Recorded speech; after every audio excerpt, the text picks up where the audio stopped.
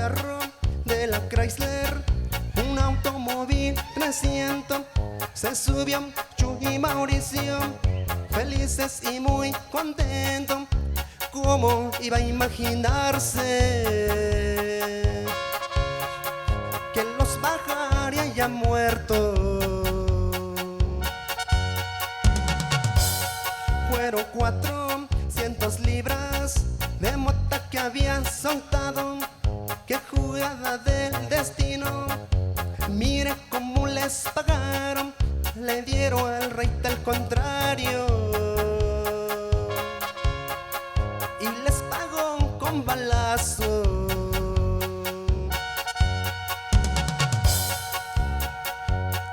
El asiento de atrás ya la muerte va planeando quedarse con el dinero y decidió asesinarlo.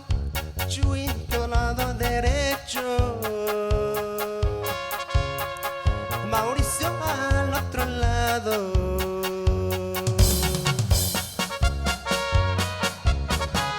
Y un saludo para allá para mi compa Mauricio Amador.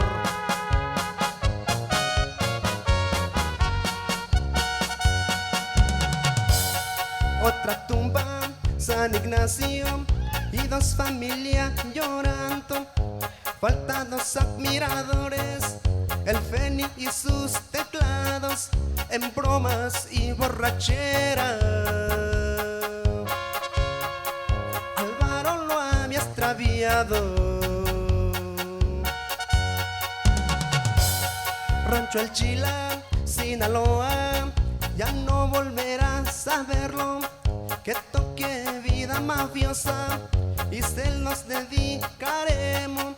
Si en vida fueron alegres, brindemos por los recuerdos. A ver que se escuche ese grito de los hombres.